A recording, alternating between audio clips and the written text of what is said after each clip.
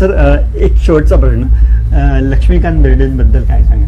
लक्ष्मीकांत बेर्डे माझ्या मते असं होतं की तो जेव्हा आला, थिएटरमधलाच आहे तो, त्यावेळेला त्याला ना त्याच्या फक्त विनोदी कामाकडे लोकांचं लक्ष अगदी गेलं. बरोबर, अगदी पण बरोबर. विनोदी कामामध्ये पण पुष्कळ छटा असतात हो हो आणि लक्ष्मीकांतकडे एक गांभीर्य होतं हो. हे लोकांच्या लक्षात नाही आलं. हो. त्यामुळे हे काम करायला काय करावं असं विचारत असताना आमचे एक रघुवीर आहे, मोठा नट आहे, बर. तर त्याचा विचार आमचा होता. हम्म.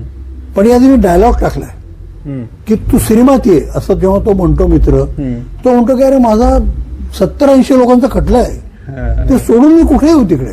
बरोबर. आणि मला त्याला विचारायचं होतं की तू करशील का, कारण तो फॅन्टॅस्टिक सॉंग आहे. तो हेच वाक्य मला बोललं होतं, बरं. मी सिनेमात वापरलं. अवघा डॉक्टर 70-80 लोकांचा ग्रुप आहे, ते सोडून मी कुठे येऊ तिकडे.